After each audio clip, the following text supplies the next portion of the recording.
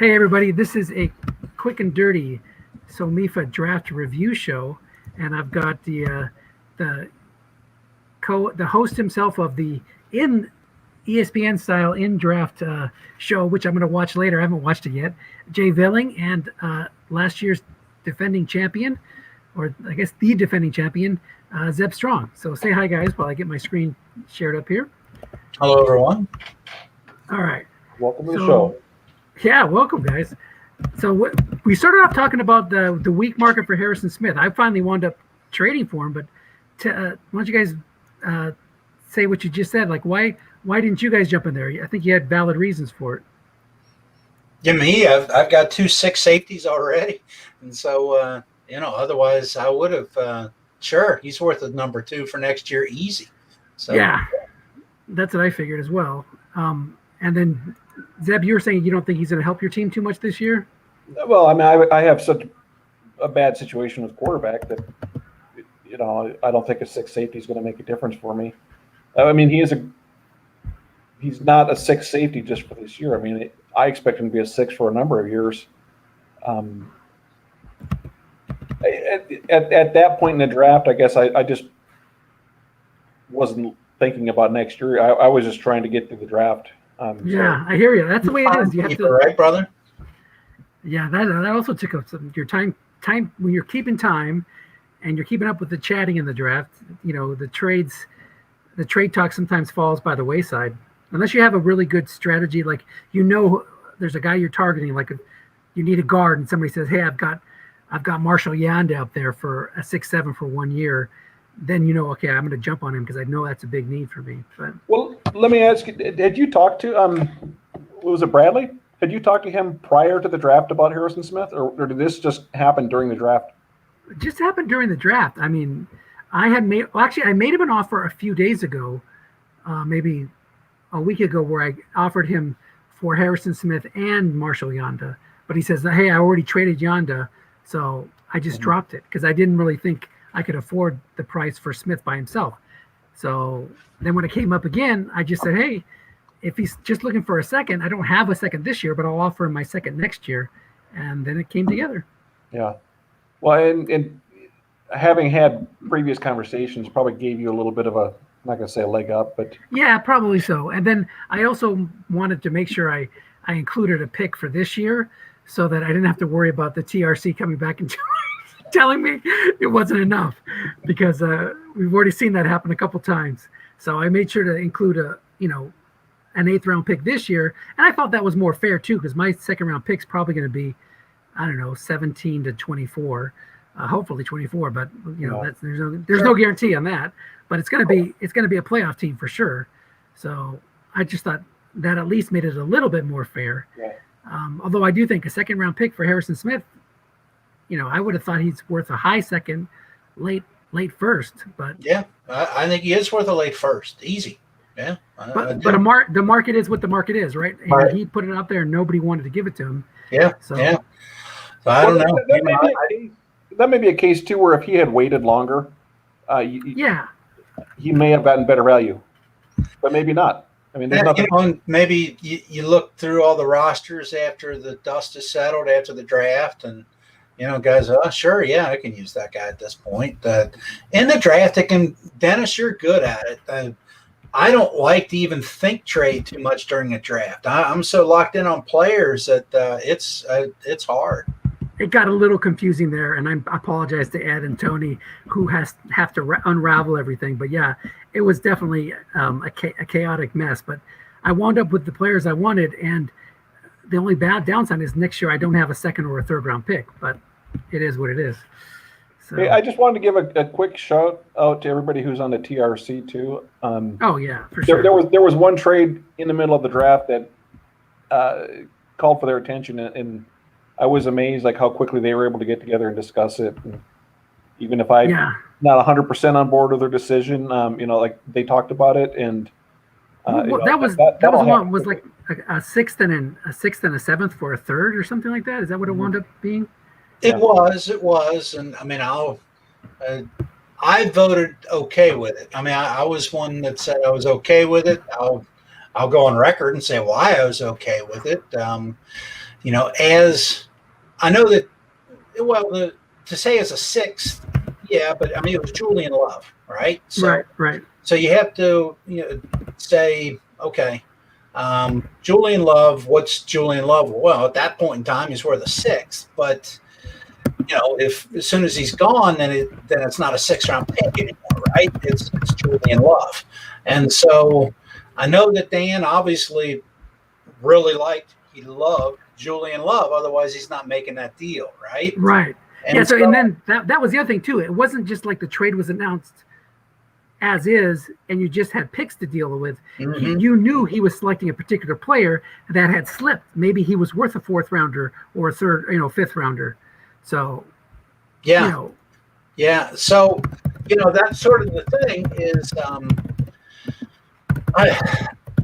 did I like the trade? No, but it wasn't overturnable to me in that Julian Love, I think if he were to shop Julian Love right now, what could he get for him? Probably a 4th or a 5th round pick for next year. So is a 4th and 5th round pick for next year and a 7th for this year close enough to a number 3 for next year? It's close enough. Yeah, that's a good way to reason it out. So, like I said, I want this to be a super quick show. So let's just talk real quick about the first round. I don't want to go pick by pick. I mean, the top 4 pick pretty much went the way we thought they would. The order got mixed up, but the 3 quarterbacks went and Nick Bosa. So, any thoughts on the top 4 in the draft? I didn't have Daniel Jones as a top 4 pick. What? No, tell us quickly about that, because I think everybody, at least those who play fantasy football, a lot of people have him as a breakout candidate, and he did really good the last 7 games of the season. So why are you down on Danny Dimes? Turnovers, partly, and I just don't see. I don't think he's going to be a bad quarterback. I think he's going to be, he's starting for the Giants, but I just don't see any special traits in him like I see in other quarterbacks. I see him being league average at best. Got it. Okay. Where like Drew Lock, I think Lock has got a lot better arm, and which isn't always indicative most of important success thing in a quarterback, but he has. Sure. I think Lock has some special traits that Jones doesn't have, and it's probably on a better team too. Got it. Okay. I thought when you need a quarterback, you need a quarterback. So I thought he was worth a selection that high. But again, I play fantasy football, so maybe I'm looking at it more from that angle. We'll see what the statistics come up with. Now, he is going to be, he probably has the least amount of help of any of the top quarterbacks, because I think the Giants are the worst team of those 3. But I don't know. I mean, you got Saquon, you got Slayton coming on as a receiver. You got a nice tight end and Evan Ingram. They put Will Hernandez out there as a high pick as a guard. I don't know their tackle situation. They're pretty weak at a tackle. Yeah, their offensive line is below average. And what I'm really talking about is the team in general, which, they have terrible linebackers and a safety that's questionable. I mean, a secondary that's questionable. Not a lot of pass rush. I think they're going to be, like one of those 4-12, 6-10 type teams. So, and of course, it's a marathon, not a sprint when you take a Daniel Jones, right? Right. Well, so let me. How far below Daniel Jones were you guys putting Dwayne Haskins? A round. I had him almost a good round below myself. Yeah, I agree. I was trying to stay away from Haskins. Even if I needed a quarterback, he wouldn't be somebody that I would be that high on. He went where I thought he should go after Minshew, and then before all the other flyers that went in the middle. He went a little bit lower in the S28 draft. Yeah, it's 2018 league though. You're a little bit more desperate for a quarterback. So, but Haskins went lower in the 2018 league. Oh yeah, well, I don't have a lot of confidence in him. I think Alex Smith might get that job back before the end of the year, and they could be so bad that they're drafting high again, and he's just keeping a seat warm for Trevor Lawrence, and here he is, Josh Rosen 2.0. Well, who knows? Paul really saved me from having. I was looking at the way the draft was falling out, and I thought Haskins was going to fall to 24, and I was going to have to make a really tough decision there. So thank you, Paul. I mean, I like him. He's worth a shot, but I like. To me, Jones, I would have taken a lot higher. So yeah. Okay, so let's go to the next group of players. So this is where you get your linebackers, your running backs, and the receivers. So Josh Jacobs totally makes sense. Devin Bush makes sense. I thought Nathan had a very interesting first round where he grabbed DK Metcalf, Noah Fant, and Gardner Minshew, and of course Nick Bosa. So he had those first three picks: Bosa, Metcalf, and Fant. I was like, man, those are three guys I would love to have on any team, and I'm not going to have on very many teams at all because they're all going in the first half of the first round. I feel like he was playing with fire a little bit there because Joe was trying to trade out of his pick, and somebody could have slid in there. I again, if it was because it was happening during the draft and because I was keeping time, I didn't make an offer, but if I'd had more time, I might have tried to slide in there and take Minshew. Right. Trade up with Joe. Right. Sure. And then I guess Nathan could take Haskins or just build his team and have a quarterback, pick quarterback next year. Yeah. Right. Well, Dan, of course, he threw out Teddy Bridgewater and didn't get any sniffs on Teddy Bridgewater. I don't know. If you've got the picks, you can find a quarterback. Yeah. He might not be your career, your franchise guy, but you can find a quarterback. Yeah. Yeah. So that DK Metcalf going 7th. That's the highest I've seen him go so far. What do you guys think about that? I'm biased as a Seahawk fan, so I'll recuse myself from the discussion. I did ask him what between Metcalf and AJ Brown on the show, and how he went Metcalf over AJ Brown, and you can't go wrong either way. I cut you off, Zeb. What were you going to say?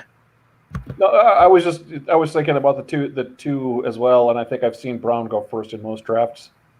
Yeah, I think that was the consensus coming in, but there was a lot of offseason hype on DK Metcalf. They're both fantastic receivers in good situations. So, I can't, I don't think you're going to go wrong with either selection. So Dennis, if I can digress just for a little bit, you know I work for UPS, right? Yes. So about a week after the NFL draft this past fall, one of the new drivers comes in and he's a guy who gets stuck on all these different routes because he doesn't have his own route. He's going all over the place. And he comes to me and tells me he's got something from his truck that's going to somebody named DK Metcalf that lives over in Bellevue. Nice. And he doesn't know if it's he doesn't know for sure if it's the same DK Metcalf. He's never been there before, but it's kind of a nice area. Yeah. How many DK Metcalfs are there in Bellevue? And I told him I would give him $50 if he shows up there and pulls his shirt off and then delivers the package. Nice. But he said he wasn't home, so he still doesn't know if it's the same DK Metcalf or not. Well, I'm sure he was. So, Nathan, we're just talking about your first round selections, those top three. Man, I was salivating when you got Nick Bosa, DK Metcalf, and Noah Fant. All three of those guys I just love. Yeah, it was pretty exciting. I was debating right up to the last second pretty much on AJ Brown versus DK Metcalf, but figured I couldn't go wrong. Nice. Well, it was a great day for you. And then Zeb was saying he was toying with the idea of moving up and trading with Joe to get ahead of you and take Gardner Minshew. So how happy were you that Minshew lasted, and would you have gone with Haskins if Minshew was taken before you? I would not have taken Haskins. I didn't like. Well, not there anyway. Maybe if he lasted later, but he would have gone before I would have taken him. Yeah, I guess I'm pretty happy about that. I honestly was doing a write up and I hadn't really thought about getting Minshew and getting Fant. I was kind of thinking I might end up with Minshew if Fant had been gone and Miles Sanders had been gone at 17. But then I traded for pick 14 because I was starting to think about some of those other possibilities, or that I could even get both of them, or that Fant might even be gone by 17. I was a little worried about. Doesn't seem like anyone was too crazy about him, but I really didn't want to lose him. Yeah, I had a deal worked out with Ed, a tentative deal, where I got 14 and he got my 122 and my third round pick if DK Metcalf was on the board at 14. Not a lot of chances for that anyway, but then he made the deal to get the package from you, which was smart. But once you moved up to 14, I was like, I'm not getting Metcalf, and now I'm not getting Fant either. So that's where I was looking at in round one. Yeah, even if Metcalf had been there at 14, I probably would have. I mean, if I had taken Brown and Metcalf made it to 14, I probably would have taken him anyway. Right. And then still taking Fant at 17.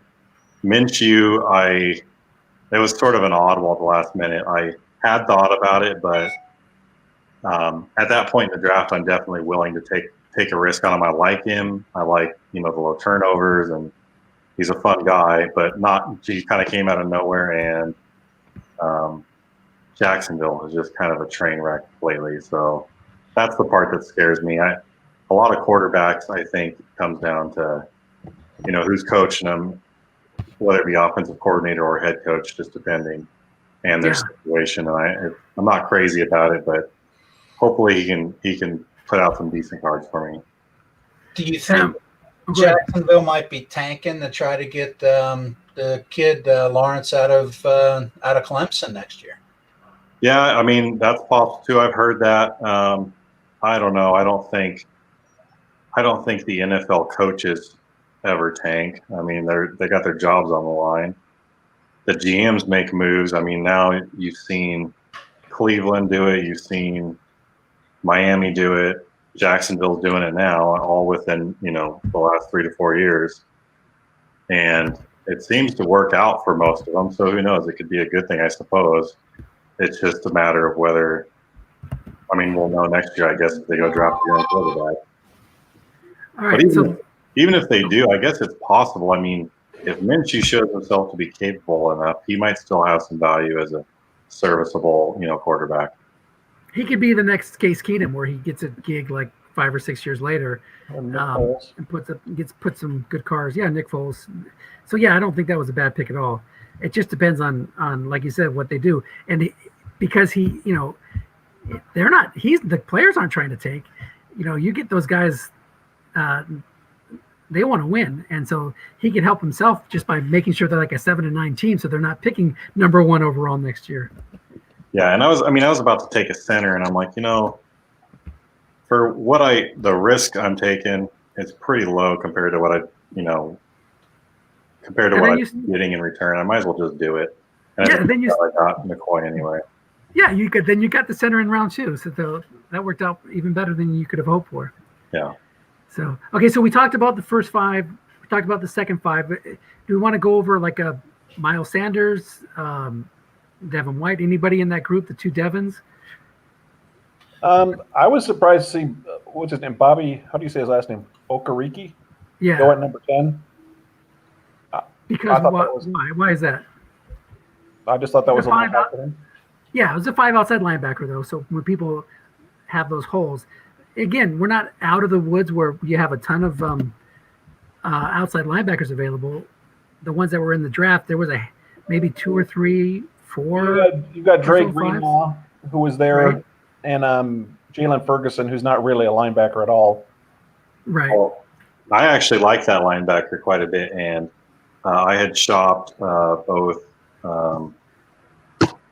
Leighton Vander Esch and Lorenzo Carter because I was partly thinking that I might even take him with one of my picks if things fell straight away. Because he's a 4-3 linebacker, and he looks and sounds like he's a really good coverage guy, and he's going to get those sort of coverage ratings, I think, going forward. And Vander Esch is moving inside, I believe, and Carter's more of a 3-4, possibly a pass rusher type. So I was considering trading both of those pretty much for those reasons, and possibly even drafting that guy. So I like him. And even if you say he's a little high, he still would have gone in first round no matter what, right, Zeb? You're thinking like low first round instead of mid first round. I don't think he's coming back to him. You know, if that's your guy, I don't think Yeah. he's going to come back to you 4 round later. So I don't think any fives are getting out of the first round, except I guess we had a Kyle five Phillips safety. did. Yeah, he did. He had a defensive tackle, defensive lineman. well, a defensive Greenlaw end. did. Of course, Greenlaw's a 0 against the run though, which leaves you exposed on run contain on 3rd down. Yeah. So you know, and Ferguson did too there, right? So you know. I guess I was wrong about that. Yeah, it's in the double counting leagues he wouldn't have gone out of the first round, but you're right. Juan Thornhill made it almost the end of the 2nd round. That was surprising. Well, I actually liked the Indianapolis linebacker better than the other ones, so that just might be a difference of opinion on that one. But I kind of was warming up to Dre Greenlaw a little bit, or whatever his name was there, but I like the Indy guy better. Okay, so let's move on to that middle part. Well, any words on Miles Sanders, guys? Tim probably would want us to talk about him real quick. Sanders, everything I read, people are thinking he's going to get 2,000 yards from scrimmage this year. He's the kind of guy that gets a lot of good, should get a lot of good guess wrong cards. I would have taken him at 12 if he had slid down to me. So I like Sanders a lot. Interesting that he's got he's pretty good guess right, because doesn't seem like that kind of guy. Right. He's got a pretty good guess right card this year. So, yeah, that's my thought. I like the pick. Yeah, and he's really good in the passing game. I debated a little bit on even taking him as high as number 7. The number 7 pick was a tough one for me. I felt like I would have been happier if I could have traded down just a little bit, because I could have got a number of guys I would like a lot. I thought about taking Sanders because I actually thought he was going to be gone by my next pick for sure, but I just didn't want to risk the receivers that I thought I could get at 14, or I couldn't get. Right. If you look at Tim's draft, Miles Sanders, Darius Slayton, Austin Knox, Dalton Reisner, Deontay Harris, Miles Boykin. So he finally took a kicker of the 97th pick, and he finally took a defensive player at 108. But he was pretty one-sided there. A lot of offense, yeah. Yeah. I'm not sure. Like you have a quarterback like Mahomes. I mean, it looks like Tim's idea is just to load up the one side, but I could see for making an argument for doing the opposite. Let Mahomes carry the offense and stack your defense. Yeah, that's a good point. And I look, is his defensive backfield weak? Yeah, he said he had all 4s in the second. But I don't think, at least as far as corners, I know Tim really values corners. I don't think this is a real good corner draft. No, terrible. So, at least for ratings, to help right away. Yeah. So, all right. Well, let's go back to the first round then. 11 through 15, we had I say 11 through 16. We had 2 more receivers go. A.J. Brown at 11, Terry McLaurin at 16. I was hoping that one of those guys would have been available to me at 22, but they both went. And then we had Josh Allen, who Ed mentioned that's the guy that he would have really regretted trading the 14th pick overall. And then the tight end everybody loves, Noah Fant, Savage, and Dexter Lawrence. So any thoughts on those guys? Well, let's talk about Jay's draft for a little bit. I really like Josh Allen. It won't take long. Let me see. We're sorted here by team. H-I-J. He didn't even put your draft in here. It's Cincinnati in this league. Oh, Cincinnati. That's right. I'm sorry. It's so easy enough to miss. There it is. Boom. Josh Allen. So, Jay, talk to us about Josh Allen. I thought he should have been a top 10 pick. I've neglected pass rushers in too many leagues for too long. And, I felt he was the second best pass rusher behind, obviously, Nick Bosa, right? And so I was happy to get him. I know Brian Burns really good. Montez Sweat's really good. And I like Max Crosby, too. I was surprised Crosby slid to the end of the second round. But, he should be the man. The concern is, obviously, is he going to be Yannick Ngakoue and be like a 0-10, 4-10, 4.12 every year. That's the only concern with him. Right. But when he's taken that high in the NFL draft, do you think that he's going to come through with a good run defense number at some point? I sure hope so. Right? Yeah, I think so. What was the guy Allen with Kansas City? What was his first name? Jared Allen? Yeah, Jared Allen. Hopefully be that kind of guy, because he was a 0-12 guy, 0-10 guy for several years. And then, the more Pro Bowls he went to, he started getting 6s on that D-line every year. So we can hope for that trajectory. What were you thinking? I mean, who were you expecting to fall to you before the draft even started? I had a group of about 5 guys that would have fit my team. Miles Sanders was one. Devin Singletary was one I would have looked at for sure. And Max Crosby. I even though he went late, he's older, right? Well, obviously Fant and Darren Waller. I liked Waller a lot, even though he's 5 years older than those guys. So, those were guys. Waller mid-third. So, that's he really slid, and I give guys credit for sticking to their guns as far as not just jumping after a rating like that. But, Darren Waller in the 3rd round, I can see a lot of catches from that guy over the next 3, 4, 5 years. So, yeah, I really wish I would have been able to trade down and taken Waller in the 2nd. If I knew he was going to last to the middle of the 3rd round, I certainly would have considered something like that. Yeah, I think with Waller is kind of there was two different. If you've got one red flag on you, that's one thing. But there's sort of 2 different concerns people had with him. Right, the outfield stuff too. Sure. Yeah, that may have caused him to drop a little more. Yeah. So, hey guys, well that was my pick. I'm going. Dinner's ready. So all right. Play with all the rest of them. So thank you, and have a good night, and good luck the rest of the way. Excellent. Thanks, Jay. You did. Okay, so Tom has joined us too. Hey, Tom. We've gone through most of the 1st round. We're in the middle. Well, actually, we're not most of the way through. We're in the middle picks, talking about picks 11 through 16. So feel free to jump on any opinions on those. We talked already about Josh Allen with Jay. And why don't you give us your thoughts on those wide receivers? I had hoped that Terry McLaurin would have lasted to my pick, but I think you're down on McLaurin, if I could read into some of your comments. Is that right? Now you're going to get him riled up. Is that well, let me ask you a question first. How long have you been on? 27 minutes. Yeah, we just started. Oh, 27 minutes. Okay. All right. Yeah. Zeb Dennis does a post-draft show. Doesn't even think to invite me. Boy, after all these years of friendship, you cut out there, but I think you were. Does it have anything to do with Nick Kwiatkowski? I invited you right away. I thought you weren't going to make it, Ty. I thought you said you had other stuff to do today. No. Yeah, so I wasn't really going to do it. During the draft, he said to me, do you want to come out with me and Zeb during the draft? I said, no. I just said during the draft, I'm focusing on the draft. That was what I said. That I wasn't going to do a solo draft show where I've got to do everything myself. You know what I'm saying? But okay. if I knew that you were doing a post-draft show, Dennis, that you were hosting, other guys were here, I definitely would have come on. I think this will work good, Tom. So because it sounds like Dennis has to leave. So there can be some overlap.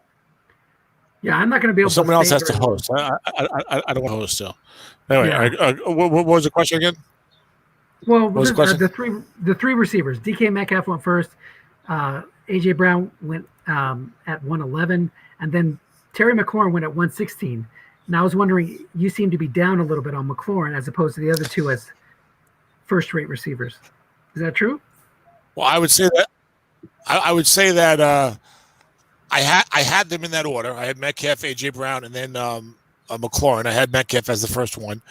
I think there was a definite separation after the first two. Metcalf and AJ Brown. And even AJ Brown, like long term, I had Metcalf number one. He would have been my first receiver I took, and Nathan took him there. Even AJ Brown, it's weird. I was talking to someone about this. I have a hard time with some of these receivers whose body types are like in between. It's like the tall guys with the long arms, I'm good at figuring out. The shorter guys are quick at figuring out.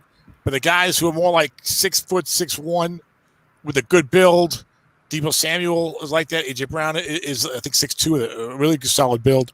For some reason, I feel like I have a harder time evaluating those guys. So it's not like I'm down on AJ Brown. I'm just saying. So I would have felt, if he's got a tremendous cut, a great rookie year, I would have felt a little like gee, I just don't know 100%. I'm not actually down in Terry McLaurin. I just don't think I like him quite as much as everyone else. Fair enough. Go ahead, Nathan. So, I was going to say, I kind of had been debating Nathan, on AJ Brown. I had been debating on AJ Brown. Hello? Yeah, I can hear you. Okay, I had been debating on AJ Brown and Metcalf all the way pretty much right until the draft. 4 first-round picks. Yeah, well, with that pick number 7, I was pretty sure that it was going to come down to one of those two.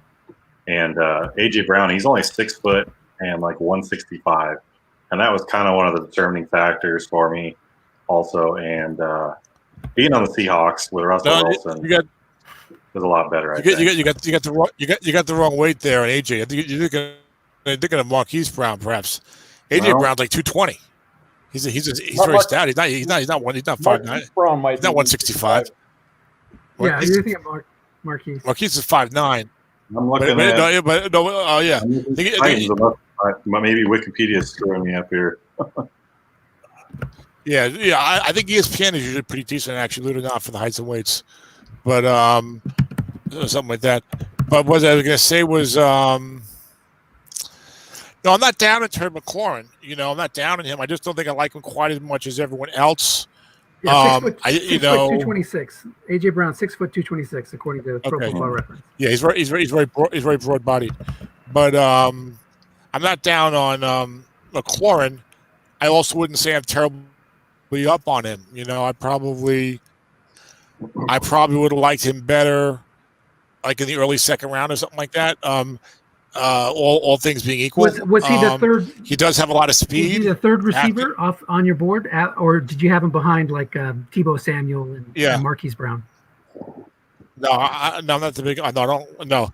I could say I was doing a write-up. That's a very lengthy write-up for my teams. I wasn't doing a shows, including some of my thoughts in there.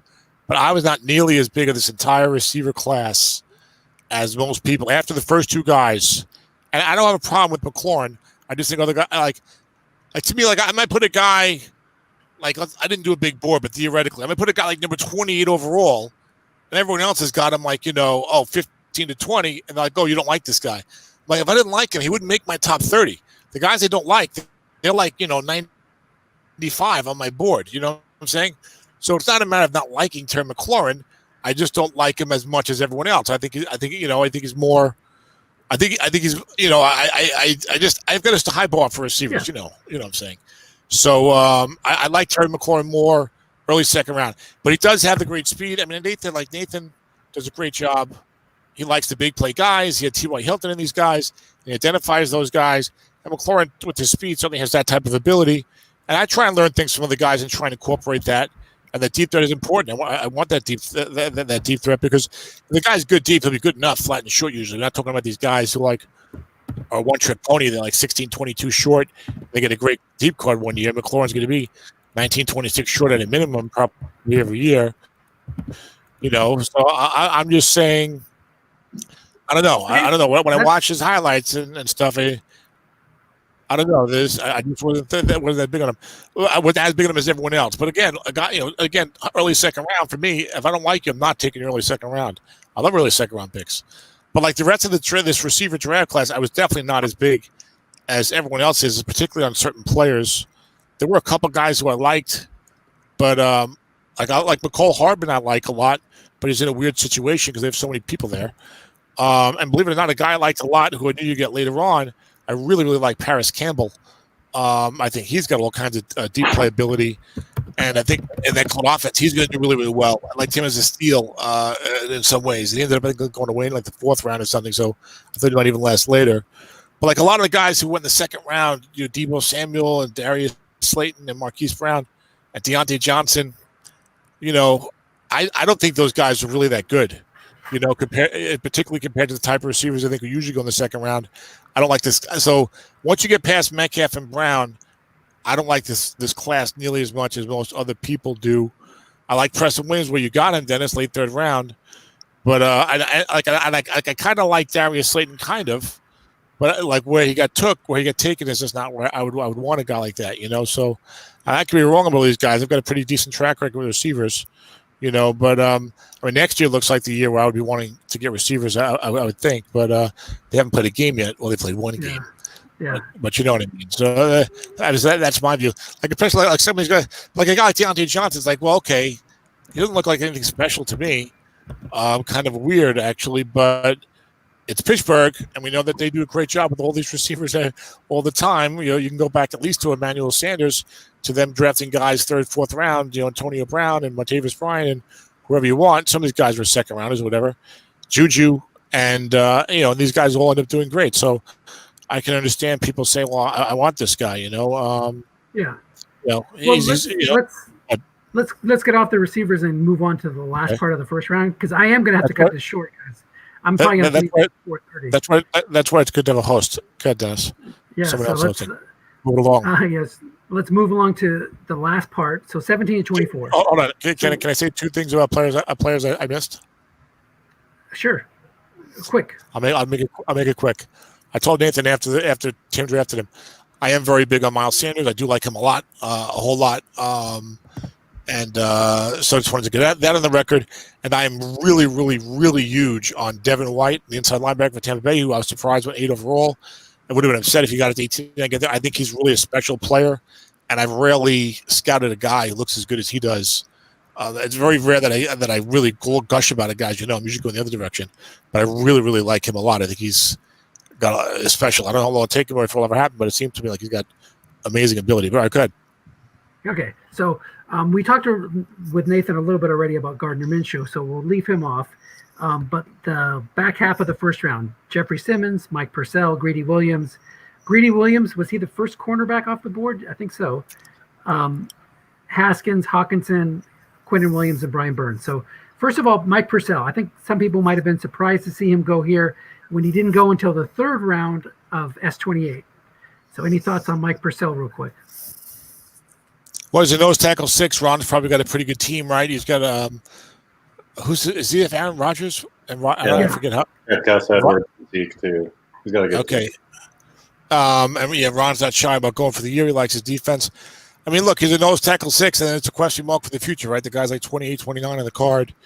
Right, but at least he's still starting, so he's starting for Denver this year. It happens sometimes. These nose tackles, they come from nowhere. They get a 5. In this case, they get a 6. Somebody drafts him late first round. For a good team, for a good defense. Yeah. And Vic Fangio, right? Yeah. So, although they're not as good today as they were last week. Right. After Von Miller went out. So, what about Greedy Williams, the first cornerback off the board, if I'm not mistaken? He was the first corner off the board. He was one of only 2 corners taken in the top 47 of the draft this year, and the first one going at number 20. I like Greedy. I think that was a little too high for him. I think I was writing in my thing on, what do you call it? My jet recap. This had to be the weakest corner class that I can kind of ever remember since I've been doing this hardcore 7 or 8 years or whatever, there's some guys, second level guys I like, but it was weak, but it was deep. There were some guys that were decent, but after. So here are the cornerbacks that went. So you had Greedy Williams. You took Trayvon Mullen. Was he the second cornerback that went? Yeah, yes. Greedy went. Greedy was the first corner taken. Trayvon was the second. Jamel Dean went I think the last pick of the second round or something like that. Yeah, Ruckus in and Blesson Austin in the third. Yeah, to me, I had Trayvon as the number 1 corner on the board. But I don't think I may be able to take it in 23, 24, maybe, but I didn't really have a hard first round grade on any of these corners. I like Jamel Dean a lot, but that situation in Tampa is just weird with Murphy Bunting, who I think is more of a slot corner. I'm not that big on Murphy Bunting, actually. But to me, after those first 3, Mullen, Greedy Williams, and Jamel Dean, there's a I would say a seismic drop-off There's no, but I don't think there's no one else. There's no one else this draft class starting a corner that I'm big on. I like Marquise Blair, but he's playing nickel corner and maybe future safety. Lesson Austin's not too bad. He's got some ability. He's got some injuries in his background. Later round draft pick, who knows? I was very disappointed. Yeah, I was very disappointed with the tape on Rock Ya-Sin because you heard a lot of good things about him coming into the draft last year. Indianapolis guy seems to know what he's doing. So I was like, all right, I'm probably going to really like this guy. He's going to be a guy I want to get. But he just didn't do it for me. I don't know what it was. He just didn't do it for me. You mocked him to me at the end in your first mock draft. So but when I'm mocking players, I'm predicting who someone's going to take. Rock Ya-Sin looks like the type of guy that people would like. I'm not saying this is a guy I like. Also, back when I had done that mock, I had not done any video work yet at all. This year I was late doing the video work. I did it all kind of by mid-August or something like that. But like two guys like Sean Murphy-Bunting, Byron Murphy, and Lonnie Johnson Jr., but especially Lonnie went later because now I'm starting. But Murphy-Bunting and Byron Murphy, I really don't like those guys. They look more like slot corners to me. I wouldn't say either one of them looks even that great as a slot corner. Murphy Bunting he put on a lot of weight. He's got a lot bigger this year. Well, he was already 6 foot. I got him at 6 foot 195, which is fine. I think it was more just his ability as opposed to anything else. I'm just saying, the way he plays, he looks. Let me try and find my comments on him. Why I don't like him, but I think it doesn't look bad, but I'm not a huge fan. And considering when he was drafted in the NFL, I will let someone else select him. That's what they put down. So if I recall correctly, I wasn't enamored of his speed or his quickness. His quickness didn't look bad for maybe a slot corner, but he didn't look like a guy that I thought was really going to cut it big time on the outside. But it could be wrong. It's just my opinion. You know what I'm saying? Yeah. So but I felt there was a number of guys who I think could turn out to be, long-term starters, but none of them I feel completely confident in. Yeah, well, usually you've got like 2 or 3 guys who you feel like really, really good about, and then you get Alexander. And then you get the Trayvon Mullen, Greedy Williams class, and then I would even say the third level you might get guys like Murphy Bunting or Byron Murphy who maybe look a little better than those guys or whatever, So I just feel like it was really a weak corner class to me, and only 2 corners in the top 47. When's the last time that happened in SOMIFA? I wouldn't know for sure, right. But usually the corners go. Everybody wants corners, Well, why cut it off at 47? Well, let's go top 3 in the top 48. Because it sounds more. Because it reinforces my point better. So when I say 2 in the top 47, you're cherry picking your data, Tom. Yep, for sure. Yes, I'm being rhetorical. Absolutely. Okay, so we got to finish off the first round because I got to go in like 10 minutes. Okay. So is there anybody else you guys want to talk about besides, how about Quinnen Williams at 23? I like Jeffrey Simmons a lot more. I agree with that. And have Brian Burns, Dallas. Let's hear about your pick, Zeb. I didn't think he was going to – I really thought I was going to be – well, I thought Dwayne Haskins was going to be there, and I was going to have to make a really tough decision. You like Haskins then? I don't love Haskins, but I need a quarterback. Would you have taken him over Minshew if both Minshew and Haskins were on the board? You taking Minshew? Yes. Okay. You can't go wrong with Uncle Rico. Yeah, he's got a cult following. Real quick, I guess Joe took 2 Giants in the first round, Daniel Jones and Dexter Lawrence. So let's hear it for the homer picks. Any thoughts on TJ Hawkinson? Because when I went into the first round, he was the last guy of the guys I wanted to get among the receiver and tight end class. So I wanted one of those top 3 receivers or one of the top 2 tight ends, and he was the last one available. So I think I was talking about him with Nathan after the AW draft, right, Nathan? I think Nathan's jumped off. Okay. Well, he looks more like your traditional tight end who can block and who can catch. Yeah, hopefully he can put more like a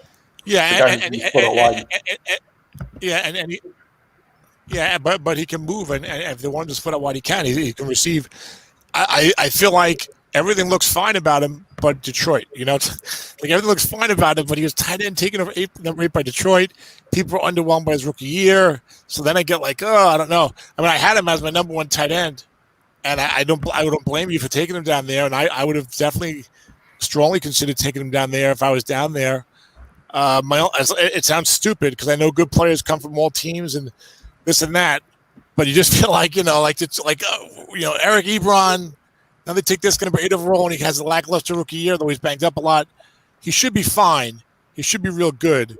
So it's just like a stupid, like, oh boy, I wish if he was on if he was on like almost any other team, I'd be like, oh yeah, great, sure, absolutely, And so that's kind of like a foolish thing, and I wouldn't have stayed away from him for that. But it's just like it just makes you like slightly hesitant, I guess, All right. Well, that rounds out round 1, guys. I have to go, so I don't know if I want to if I can hand it over to Tim to host, or if Tim, you want to start up a StreamYard and take over. We've done the first round, and you guys can do your thing, or we can just shut it down here.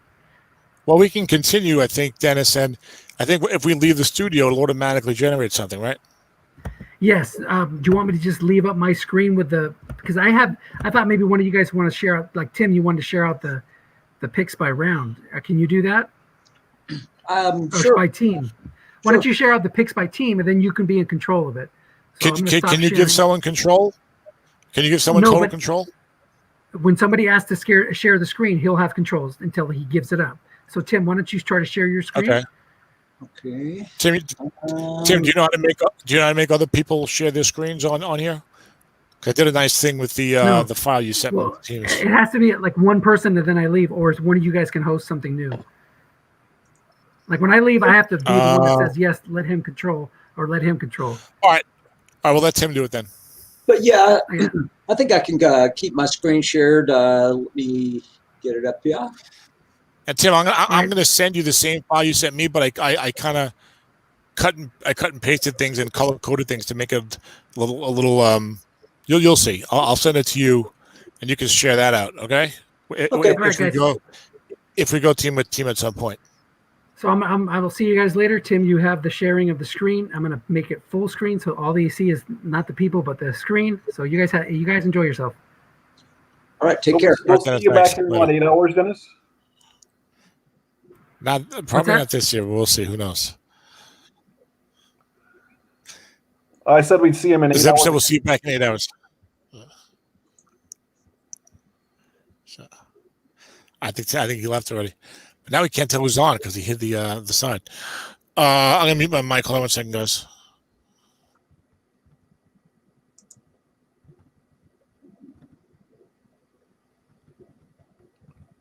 So Tim, I was looking at the picks by team a little bit earlier, and since Tom's not here, I actually kind of brought this up with Dennis and Jay a little bit. I noticed like your first 7 or 8 picks were all on offense. Yeah, and you may not have seen my forum write-up, but I got real close several times on defense. One, I planned on dealing up a little bit in round 2 and grabbing Greedy Williams, but Wayne grabbed him. Yeah, I liked him. I wasn't going to trade up a ton to get him. I wasn't going to move in the top 20 for him, but if he was still there, say at 30, 33, I was looking at maybe giving up a 4th and seeing if I could bump up and grab him. I don't think anything phenomenal about him. I just like him better than any of the other boundary corners this year. And had a couple of safeties I looked really close at as well. I mean, Thornhill was going to be my guy if Slayton probably had been gone. But with Slayton there, I really needed to upgrade at wide receiver. And obviously we're going to try to win with offense and special teams this year and just hopefully get by on defense. Well, so that's what what I was kind of trying to talk about with Dennis a little bit is, I didn't know, he couldn't answer this. I didn't know if it was just the way that your picks came out. I don't know if that was just the way that the board fell when you were picking. Yeah. Or if you were making a concerted effort to emphasize one side of the ball and to really help Mahomes on that side of the ball. No, I felt Dawson Knox was like a luxury pick. He was one of those guys you just kind of leave a couple of blank spots for and go best available. Obviously, we do that in round 1. This year, I had decided if one of the either Sanders or Jacobs or AJ Brown or Metcalf, and I liked Metcalf best just by a touch, and I like Jacobs better, but again, just by a touch. If I knew both of them were on the board, I really wouldn't have given anything up just to move up one slot to get the other guy. I liked him so close. Right. But I felt like I pretty much had to invest in a kind of a strong piece to go with Mahomes, either a guy that could give me some long gains or a running back that can, get me, I don't know what it was, like 11% guessed wrong on my passing last year. So, Well, and Sanders compared to Jacobs, I think Jacobs probably is a stronger runner. It'll depend on how Strat cards him, but having the build, as Nathan's talked about before, having the ability to have a running back who can go long, and a quarterback like Mahomes. I mean, that pairs up really nicely.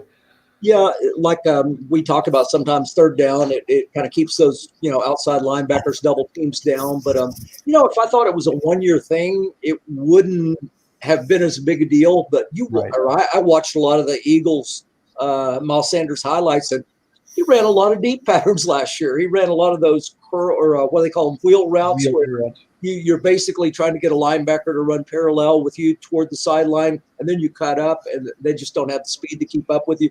He's hard to tackle for defensive backs in the secondary as well. I don't know if that's a Miles Sanders thing or if that's an Eagles thing. Yeah. What, the wheel routes, or the yeah. Well, they certainly use it a lot. I mean, Nathan mentioned it when we were talking about, and I like to pick a lot, Tim. I thought he would go a few picks lower, but I had him actually as my number one running back in the class. I'm not knocking Josh Jacobs. I just like Sanders better. But Nathan, I think when I were talking about him back when we were doing the card show, that's right, because we were arguing about how good his card is and exactly how valuable that long pass deep is on the running back.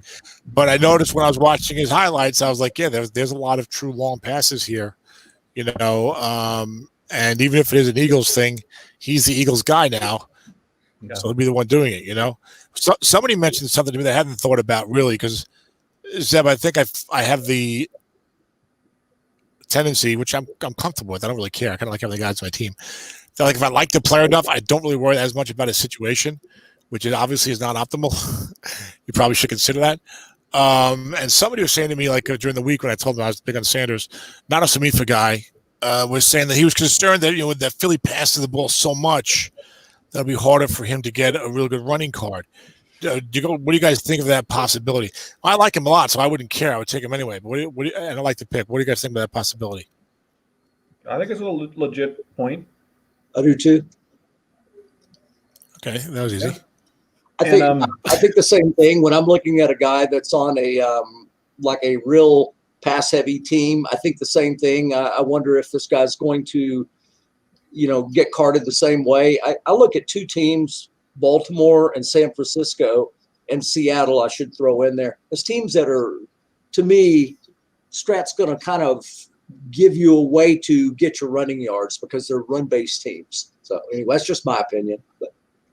Well, not only in terms of card design, in terms of, whether they have a good right card or guess wrong, but also it matters how many carries you get because that affects how many times you can use him in a game. And I don't know that Miles Sanders is going to get quite as many carries as Ezekiel Elliott is for the year, or Josh Jacobs, assuming nobody gets hurt. And so you might be getting a guy who can carry 21 times a game instead of a guy who can carry 29 times a game, which is not a huge thing, but it does matter.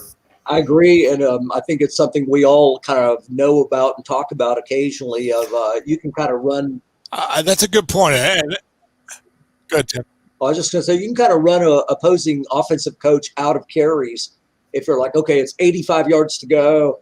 I could give up, force him to use 6 of his runs on this drive, and he's still not in field goal range. And I think we all kind of, coach around that. So it's definitely a big point to have those additional carries. And actually thought about when I was rating him where I did that I'd probably have to go to the Zeb Strong school of drafting a really good running back in the first 2 rounds every other year and kind of keep my running backs fresh if I took Sanders. So. Well, I think that's good at any time, just because running backs they wear out so quick. Yep. You know, it's interesting because Oh, I'm losing you there, Tom. yeah, it's interesting because I know I was. I'm not a team. Are you losing me? Testing 1, 2, 3. Got you on testing 1, 2, 3.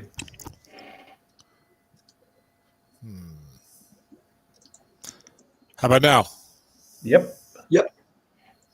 Better? Okay.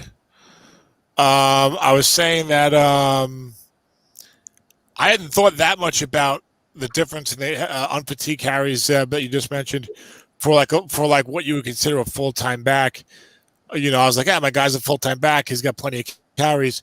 Until last year when I was using McCaffrey and SOMIFA, and both SOMIFA and SFA, and he only had like 22 on fatigue carries or whatever, because he I think was like low 200s or something on carries. And I was like, okay, this actually kind of sucks. It's like I want him to be like those Todd Gurley cards that Dennis had in Strat 28, where it's like 27, 28, 29, or whatever the number is. And